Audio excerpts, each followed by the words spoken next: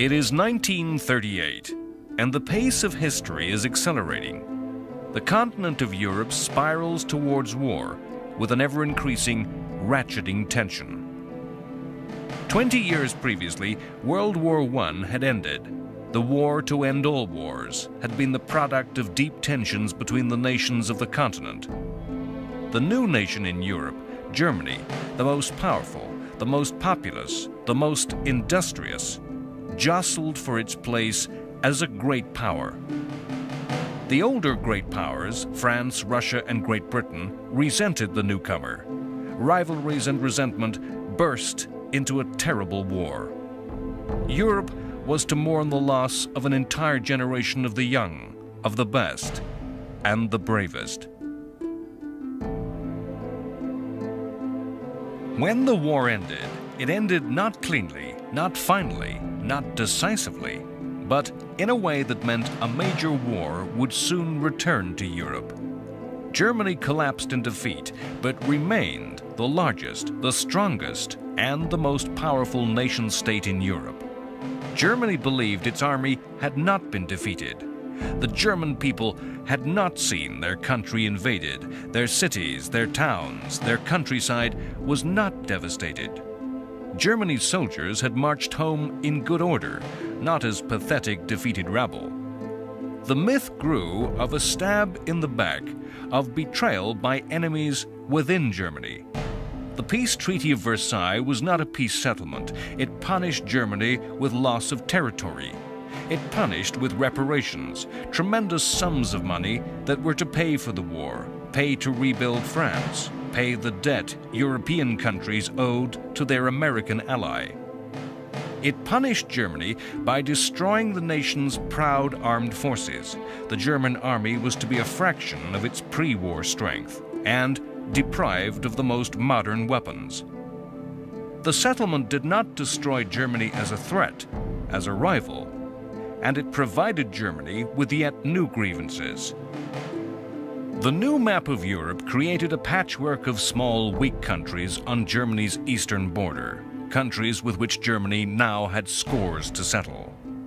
Versailles kept the war alive in the mind of every German. In a Germany resentful of history, in a Germany suffering endless economic crisis after economic crisis, a movement and a leader arose that gave voice to those resentments and promised action. A movement that promised rescue. A leader who promised redemption and renewal of German destiny.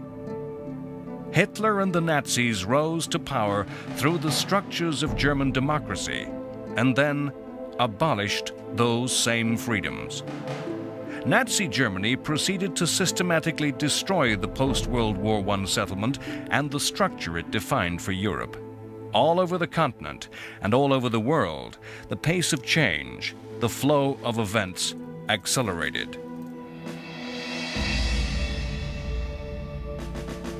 Japan began on a path to militaristic rule, based on a belief in Japanese racial supremacy. The Second World War really beginning perhaps in 1937 with Japan's brutal, furious, and avaricious attack upon China. War returned to Europe in Spain as the Civil War tore the nation limb from limb. The fires of war fueled by the extremes of fascism and communism, with the democracies standing in impotent neutrality. The second fascist power in Europe, Italy, embarked on a war of conquest, annihilating the independent African country of Abyssinia. The lesson to the world was that violence was the means to the end and would be unopposed. Hitler unpicked Versailles, rearming the German nation, turning with hungry and aggressive eyes to his weaker neighbors. Germany was united with Austria, a move that made Germany even stronger. The democracies were torn. America retreated behind the oceans in isolation. France, in cynical defeatism, built the Maginot Line as a shield against aggression, but feared to renew the war. Britain had no desire for war and saw justice in Hitler's demands. The democracies aimed to resolve the problem of Germany without resort to war, to use diplomacy, negotiation, and fair compromise. The word history has come to use of these times is appeasement. It is the autumn of 1938, and Hitler has turned his gaze to Czechoslovakia. A conference of nations is called in Germany, at Munich.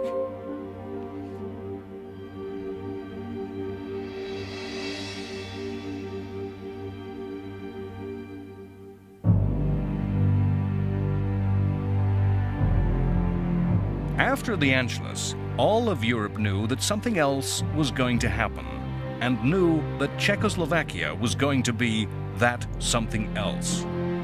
In October 1938, the leaders of the great powers of Europe gathered at Munich in Germany for what was, perhaps, the first modern summit meeting.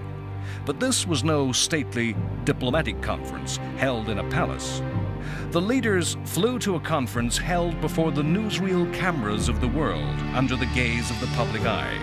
The leaders speaking sound bites for the media. When I come back, I hope I may be able to say, as Hotspur says in Henry IV, out of this little danger, we pluck this flower safely. They met to resolve the problem of Czechoslovakia. Czechoslovakia was a democratic state, a state allied to the French. Czechoslovakia was a thorn in the side of Hitler's state, physically thrusting into the right, politically challenging both the ideas and beliefs of Nazism. Czechoslovakia was an isolated state, with Germany between her and her French ally, and surrounded by states that were unfriendly.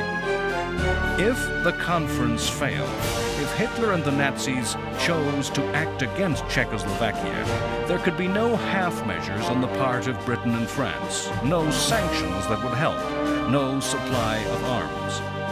To protect Czechoslovakia from Nazi aggression would need full general war in Europe.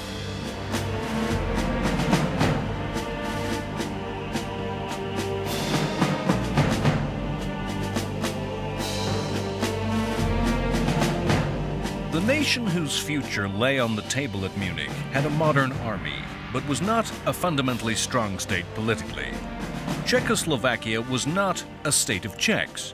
The modern democratic society contained minorities of Slovaks and Hungarians, and, above all, Germans, the Sudeten Germans, a 3 million strong minority living in the areas adjacent to Germany. The Austrian Anschluss set these people afire with excitement. They were aflame, ungovernable, stirred by a call of history, destiny, and blood. The citizens of Austria abandoned democracy for nationalism. The Germans of Czechoslovakia went the same way. Hitler did not foment the nationalism in the Sudeten Germans. He simply tapped into passion and desire that already existed. Of course, Hitler sought to liberate his fellow Germans, but he also wished to eliminate the Czech nation as an ally of the French and add Czechoslovakia's modern industrial economy to Germany. As the leaders gathered, both sides had differing goals. Both Hitler and Czech President Beneš wanted matters brought to a head. Hitler and Beneš did not want to compromise. The Czechs knew that any concession to the German minority would bring demands from their other minorities. Hitler wanted total success. The French and the British wanted a compromise. They did not want to risk war or humiliation. In negotiation, the British, led by Chamberlain, actually thought the Sudeten Germans were a minority whose rights were ignored by the Czechs. The French had an alliance with Czechoslovakia, an alliance the French made for French benefit to threaten Germany with war on two fronts. Now they realized they were impotent to aid their ally and desperately needed to avoid the humiliation of breaking their promises to the Czechs. Chamberlain reluctantly said, "If Germany did decide to destroy Czechoslovakia, I do not see how this can be prevented." The objective of Britain and France at Munich was not to restrain Germany, not to counter Hitler's ambition. It was to make the Czechs give ground, to make concessions that would prevent a general European war. The Czechs aggressively opposed concession. At one point, in the spring of 1938, they had mobilized their entire army and placed it against the German border, terrifying Britain and France. All throughout the summer of 1938, the great powers of Europe had circled round each other, guessing each other's intentions. Benesch thought that by defiantly raising the stakes, he could make Britain and France threaten war, and so make Hitler back down. Hitler, knowing Britain and France's reluctance to go to war, insisted on having his way, rejecting compromise after compromise, angrily accusing the Czechs of attempting to ethnically cleanse the Sudetenland, and insisted that the Sudeten people would only be safe as part of Germany. Chamberlain was certain of Hitler's good faith when the German promised that he had no further demands of Czechoslovakia than the liberation of the Sudeten Germans. The issue came to head with the international summit meeting held at Munich on September 29th. Hitler made no demands at this meeting. He waited for the proposals to be offered. The Anglo-French offer to Hitler was everything he asked, the Sudetenland to be incorporated. Chamberlain firmly believed that the incorporation of the Sudeten Germans was the right thing to do, and believed Hitler when he said that he had no desire to rule the Czechs. The Czechs were told that if they did not accept, they, the Czechs, would be responsible for the war and could expect no help. The Czechs signed, and the Sudetenland became part of the German Reich.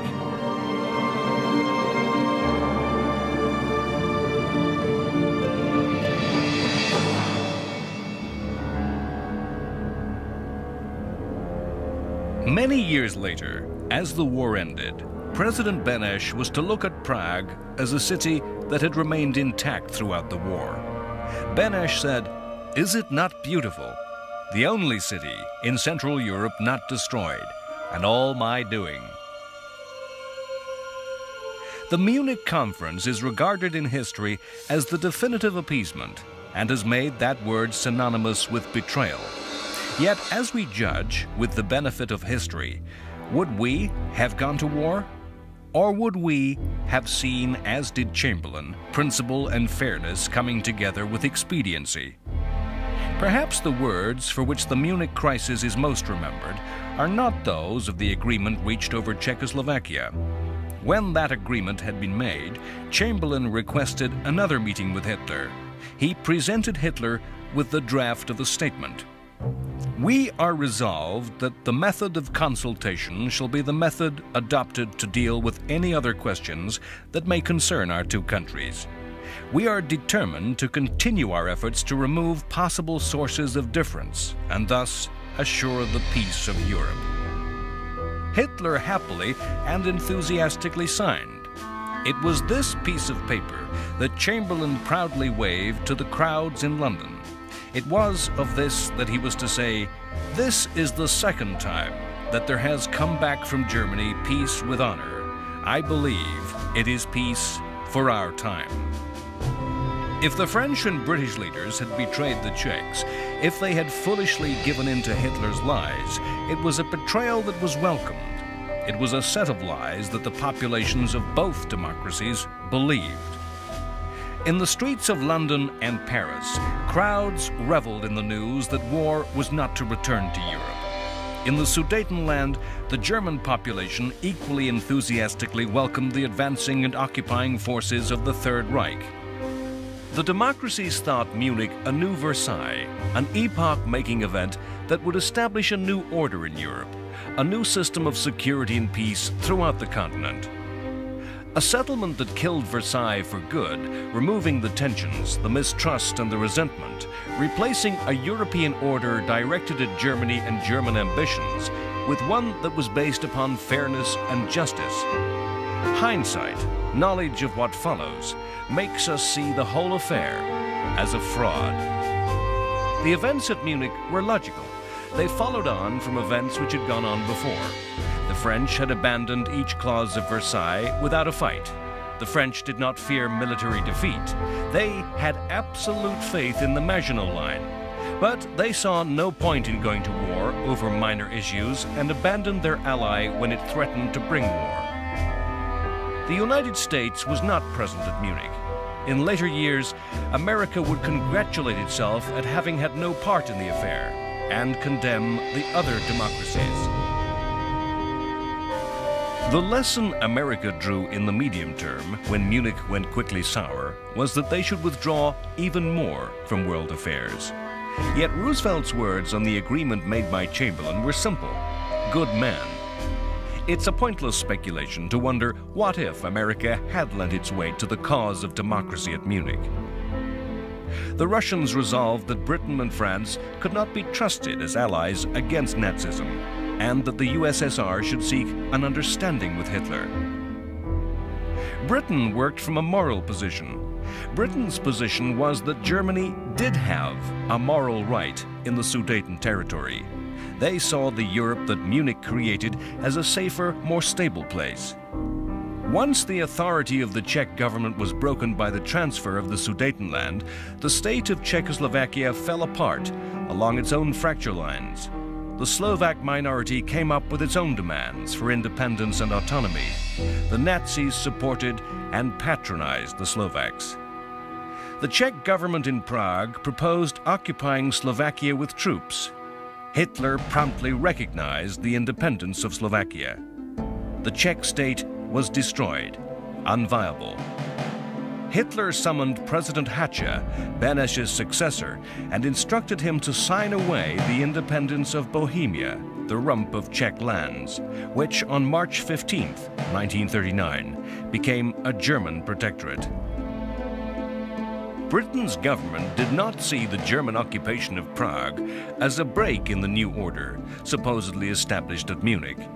As German troops brought Nazi rule to the Czechs, the British government held that the events simply proved that the Czech state was unviable, fractured by nationalities, and that Europe was made a safer place by its absence.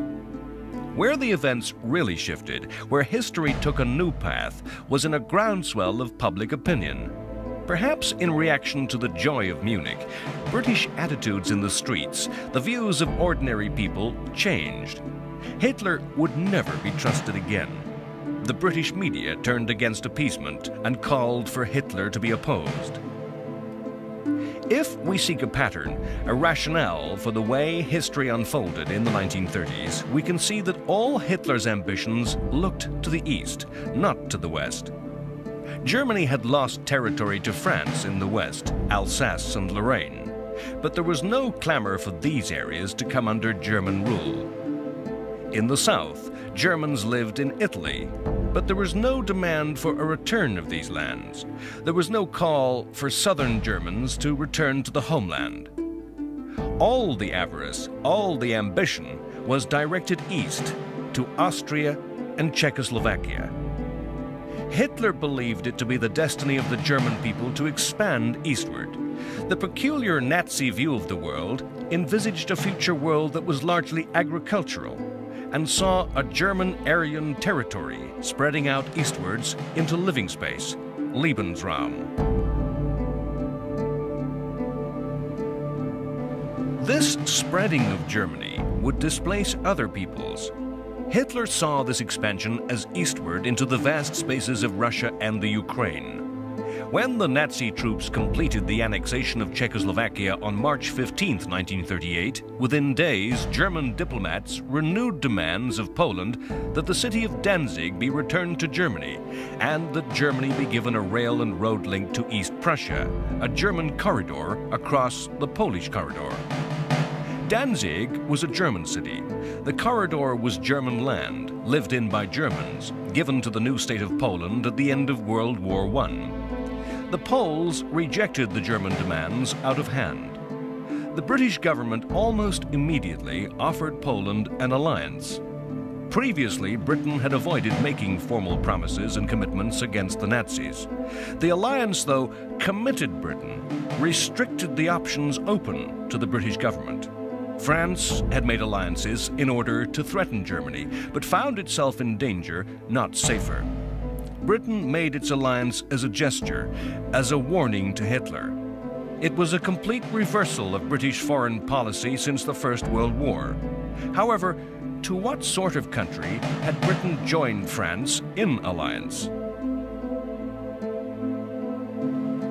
The lands which were occupied by Poland were territories fought over, shared and reshared by German states, Austria and Russia. The Polish government was not a democracy in the same mold as Britain or France. The Polish government was dominated by the military. The ruling party, the cleansing movement, attempted to dominate all aspects of Polish life. Poland was an aggressive country that sought to punch above its weight. It refused to contemplate a compromise. The Polish government was headed by men with the same appetites for bluff who gambled on intimidating opponents, as did Hitler. World War II was the unfinished business that remained from World War I. Much of that unfinished business lay between Germany and her former enemies, and between Germany and the smaller countries in the East. Poland had its own unfinished business with Russia, or rather the Soviet Union. The eastern border between Russia and Poland was not defined, and in the end was established in a series of armed confrontations in the early 1920s. If Hitler had ambitions in the East, it would be true that Poland equally looked to Soviet territory with envy. The climate of aggression was hardening all over the continent of Europe. In the spring of 1939, Italy invaded and occupied Albania. Mussolini, always keen to emulate Hitler, always driven by envy of Germany, and resentful of the success and dominance of what he thought the junior fascist power in Europe, mounted an attack on his neighbor across the Adriatic. The victory of the Italians was easy. Albania, with a population of barely 1 million, was the most primitive state in Europe. Politically a tribal monarchy, riven by feudal clans and factions, the country was taken over in days, with almost no fighting. Annexed to become Italian territory, the King of Italy declared the King of Albania. Mussolini intended that Albania be used as a stepping stone on a path of conquest throughout the Balkans and southern Europe, to enable Italy to dominate the Mediterranean. In an attempt to head off war with Germany over Poland, Britain and France recognized and accepted the Italian action.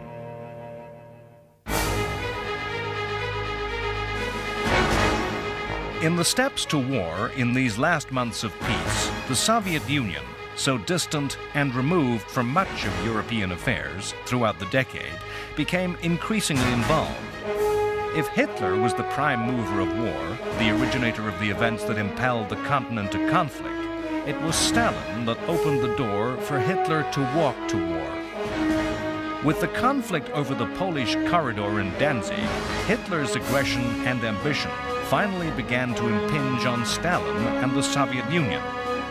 Britain and France saw the Soviet Union as the key to deterring war against Hitler. British Prime Minister Chamberlain and French Premier Daladier knew that if Hitler chose to fight in Poland, their alliances with Poland would be of little practical help. Poland was as isolated as had been Czechoslovakia. They could not move forces into Polish territory. They could only threaten war from the west.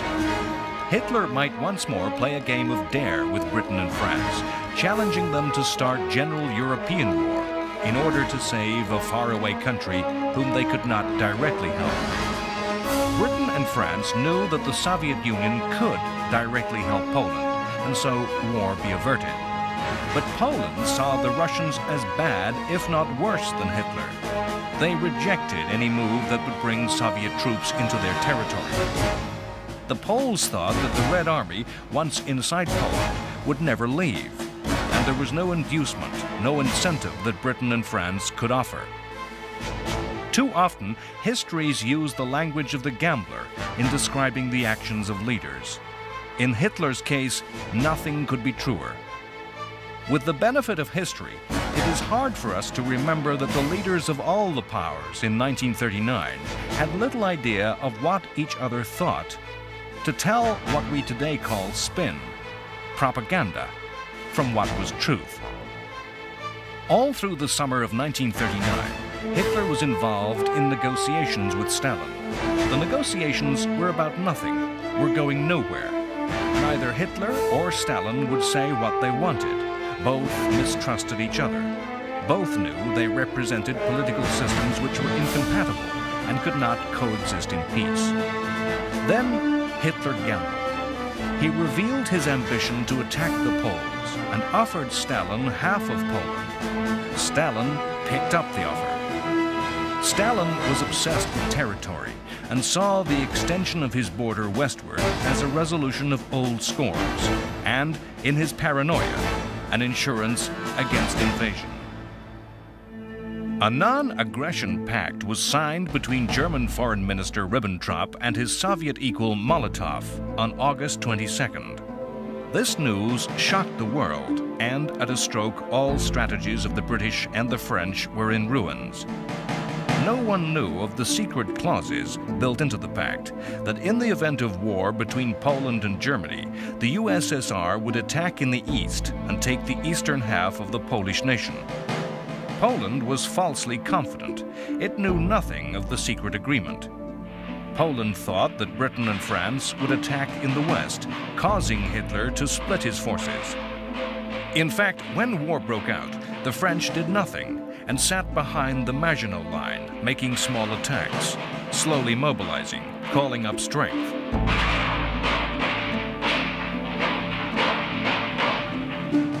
The British were organizing the movement of their army across the sea.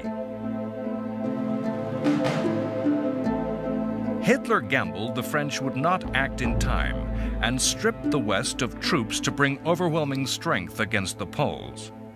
He planned a campaign so fast the French and British would be forced to watch helplessly as Poland was destroyed. Poland's army was outnumbered, outflanked, and obsolete in equipment. The Polish cavalry still used horses. There were virtually no tanks. Mostly obsolete aircraft had to counter a state-of-the-art Luftwaffe. On August 31st, Poland attacked Germany. In fact, German SS troops faked an aggression.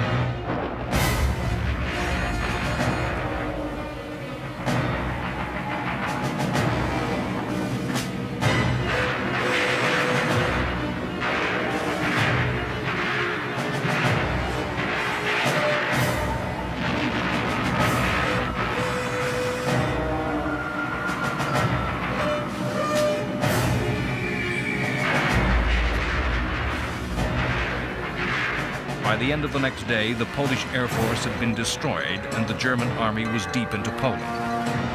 On September 3rd, France and Britain demanded Germany withdraw from Poland. War broke out, and British Prime Minister Chamberlain made an announcement that revealed a bitter disappointment that he had failed to prevent war from returning to Europe.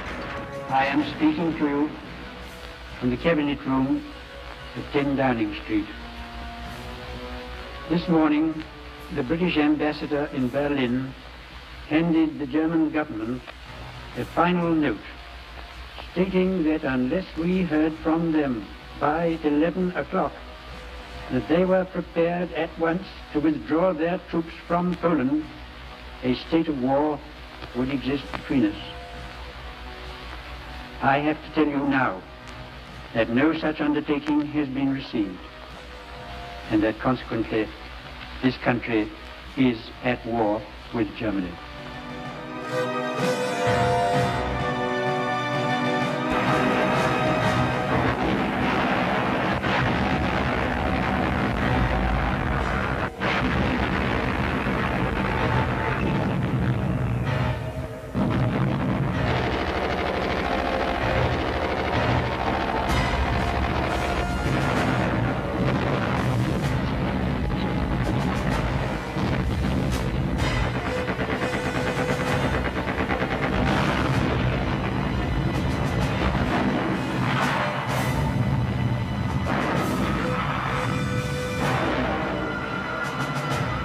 The attack on Poland saw the first use of blitzkrieg by the Germans, a new type of war, using rapidly moving, all-mechanized and armored columns, with coordinated air support smashing through and around slow-moving, old-fashioned Polish forces. The Polish army were rapidly surrounded and cut off. The myth of the war is of Polish cavalry charging tanks, yet military theorists in many countries, including Britain and France, believed that horse soldiers were seriously capable of defeating armor. Britain and France ignored the lessons of Poland.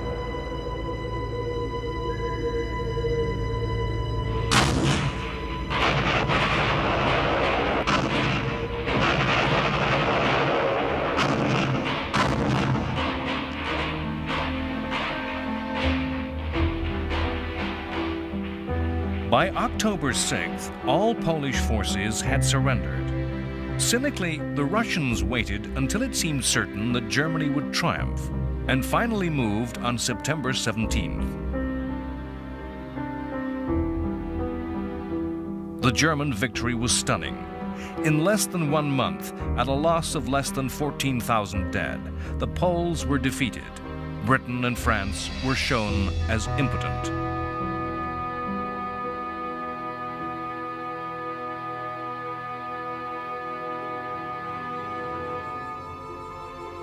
In the United States, President Roosevelt induced Congress to repeal an arms embargo, but the supply of arms was limited to cash and carry. Arms had to be paid for in hard cash and could not be exported in American ships. American public opinion was anti-Nazi and suspicious and fearful of Japanese ambitions in the Pacific, yet equally anti-war, the feeling of the ordinary American mirrored by the majority of Americans in public life.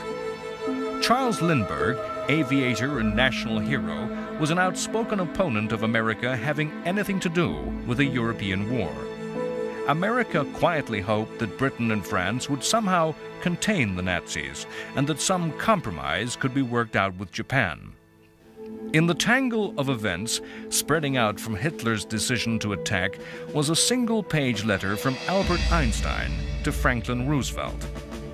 Einstein, the most eminent scientist of his day, German and Jewish, a refugee from Nazism, was the only scientist who could write directly to the president and be taken seriously. Einstein warned Roosevelt of Germany's plans to investigate the military uses of uranium, of the newly discovered atomic energy. He warned that in taking over Czechoslovakia, Germany had secured a rich uranium mine. This single letter was to bear fruit 5 years later over the Japanese cities of Hiroshima and Nagasaki. Germany's ally Italy stayed out of the war, remaining neutral. In March 1939, Italy and Germany had finally made a formal alliance, what Mussolini grandiosely called the Pact of Steel. The pact declared that either country was to come to the aid of the other if attacked, and gave Italy a free hand to direct strategy in the Mediterranean. As the pact was put into writing, the Italians signed on the verbal understanding that war would not come until 1943. It is a fact of history commonly lost that the pre-war relationship between Italy and Germany was not strong. Mussolini resented Hitler. The Germans thought Italy's imperial adventures ill-advised. Hitler had hoped that a war might start between Italy and France alone, which might distract and weaken France. The British and the French hoped from time to time to prize Italy and Germany apart. The two dictatorships had differences over the Anschluss with Austria. Had Mussolini offered an alliance to the democracies, they would have accepted. Hitler and Mussolini did come to have a strong personal regard for each other, but this was not something shared by the respective military and naval commanders, nor by the ordinary Italian and German. Italy's strategic interests lay in expansion and control of the Mediterranean, the Lebensraum of the Italians, what Mussolini referred to as Mare Nostrum, our sea. War came as a surprise, the pace of events overtaking world leaders. No country on either side was ready to fight in 1939, and all were taken unawares by the outbreak of war. Germany worked to a long-term plan. Hitler had come to power in 1933 and looked for a period of 10 years before rearmament was complete and the Austrian and Czech territories absorbed. Italy was not ready for war and saw in the Pact of Steel a guarantee of 5 years' peace. With the British and French declaration of war, the fighting spread across the world. Both countries were the center of worldwide empires.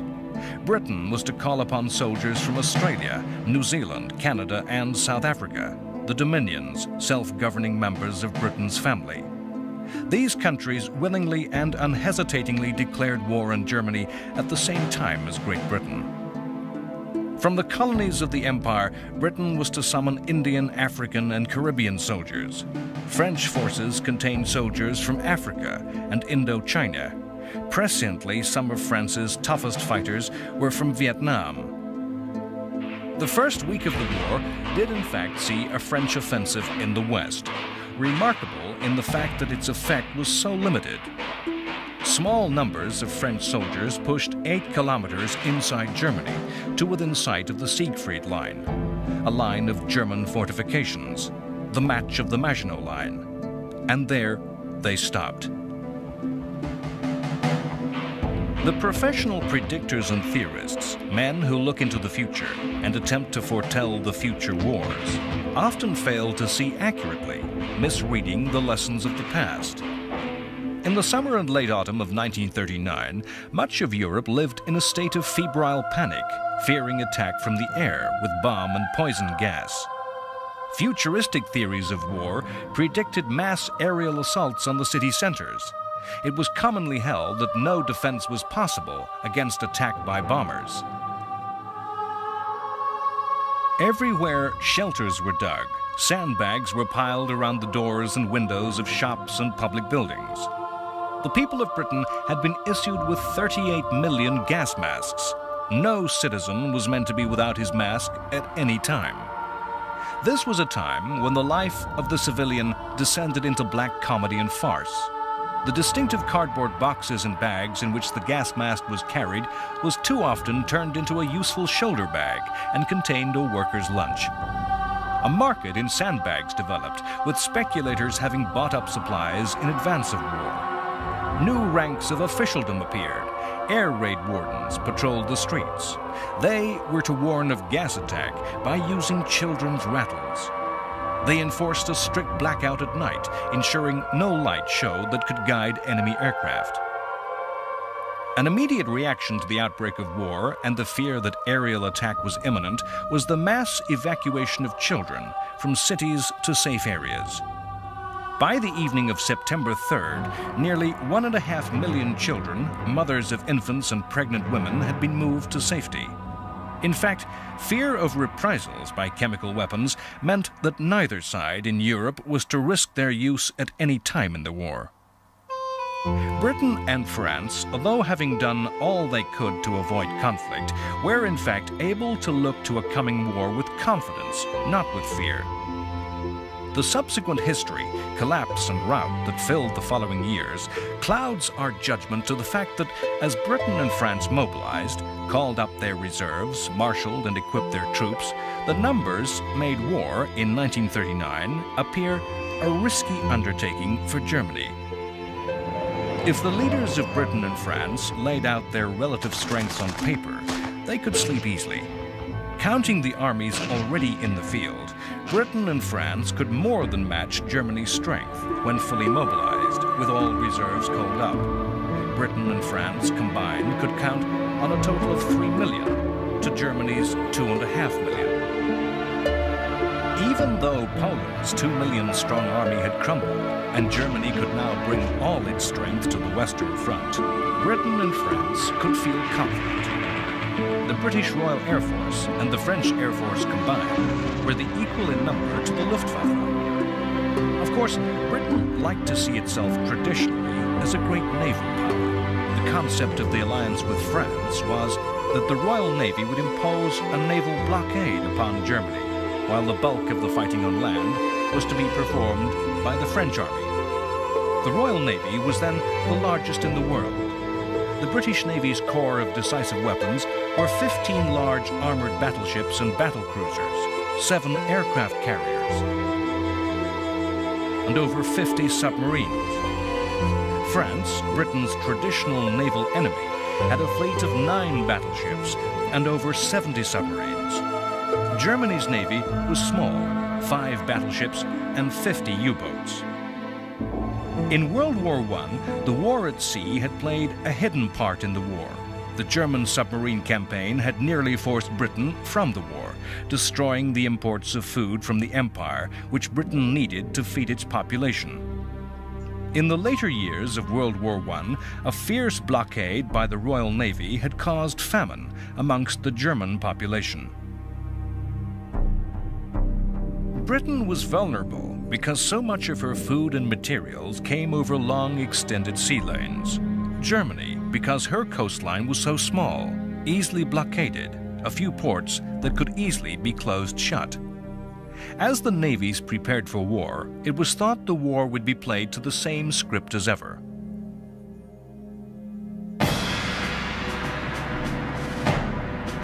The pride of navies everywhere was the battle fleet, a fleet of large, fast, heavily armored and heavily gunned battleships.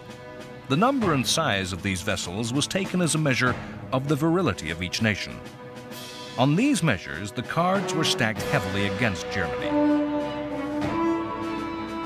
In World War I, the battle fleets of Britain and Germany had met for only a few hours. No lesson had been learnt as to the value of the big gun ship.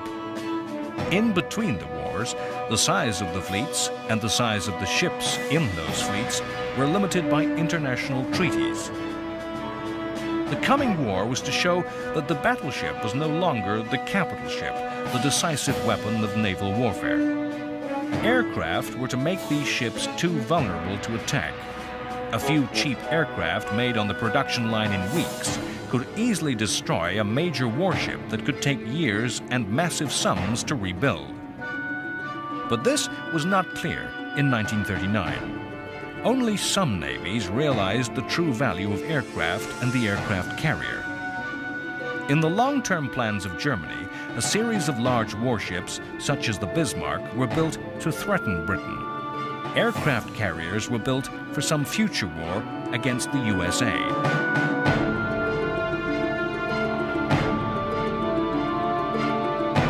The submarine was regarded as so potent a weapon that it had been banned by the Versailles Treaty. The submarine as U-boat is forever associated in mythology as the definitive Nazi weapon. Yet, as with all navies, the submariner was regarded as a second-class sailor by big ship admirals and had to face a struggle to establish their worth. In 1939, as war broke out, the British Navy was placed by Chamberlain in the hands of Winston Churchill as the grandly titled First Lord of the Admiralty. Amazingly, Churchill had held the same job in the First World War. Churchill had been the sternest critic of the government in the pre-war years as a maverick in the political wilderness, calling for more arms and a military response to Hitler. Churchill had lost office in World War I through strategic adventure, impulsive, wild schemes, particularly in Turkey, that had cost many thousands of lives in a failed operation. Returning to office, these traits re-emerged.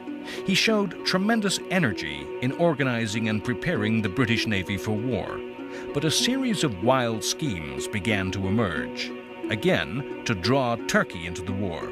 to incredibly place mines in Germany's rivers, to attack neutral shipping and ports, particularly those of Norway and Sweden, who were supplying important raw materials to Germany. Early on, in taking office, Churchill received a personal letter from American President Roosevelt.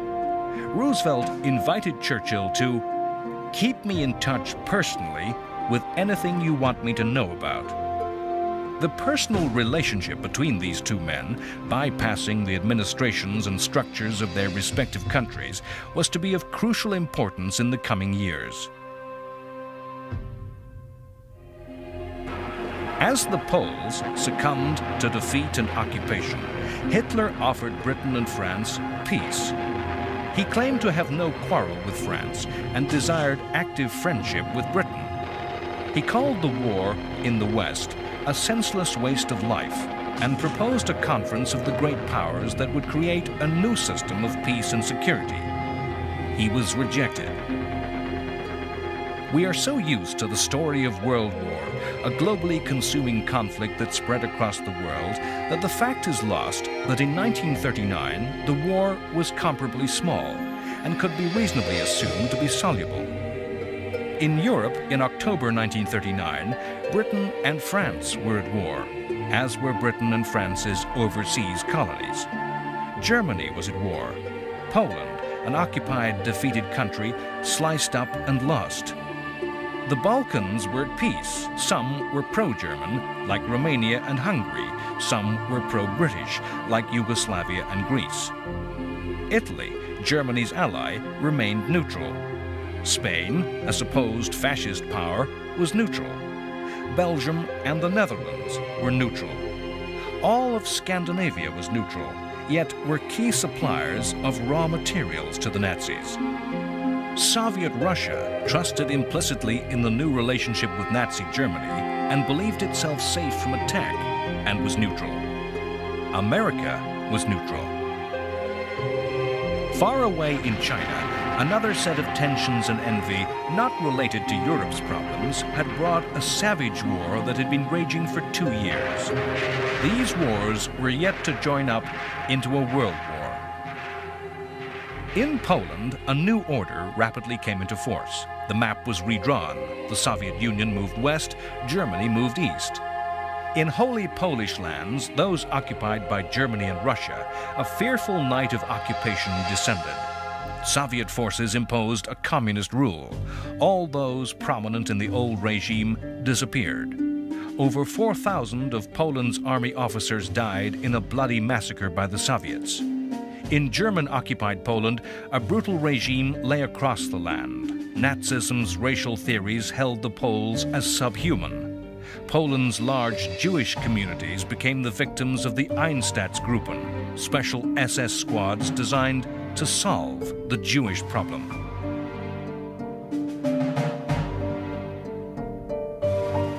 Freed of any fear of attack from the east, German will and forces turned to the west and began to assemble its might against the democracies. Yet, as the war settled into its third month, a strange calm descended in Britain and France. The shock of Poland's defeat receded. The aerial devastation by gas and bomb did not materialize. History was to name this period with supreme irony as the Phony War. Next time on World War II, The Complete History. The war is fought in remote and distant places. At sea, huge ships engage in conflict. The British Navy corners the German battleship Graf Spee and forces her captain to scuttle his ship rather than face certain destruction. In the winter snows of Finland, the Soviet Union takes advantage of the new situation, invading, seeking to conquer the smaller state. The tiny Finnish army runs rings round the Russians amidst the forests and lakes.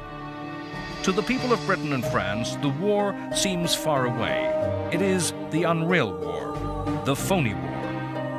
In the fields of northern France, a new British expeditionary force, in name and appearance so like its predecessor of 1918, takes its place alongside the French. It is the army that fought the Somme, Ypres, and Passchendaele. reborn. To the south, the French man and reinforce the Maginot Line, their new Verdun, an impregnable fortress which the Germans shall not pass. The world awakes from the dream of the phony war to the nightmare of reality. A bold strategic occupation of Norway brings Britain and France into direct contact with German forces for the first time. The result is fiasco, as British forces fall back in retreat. As a result, the British government falls and is to be headed by a man of destiny whose time has come: Winston Churchill.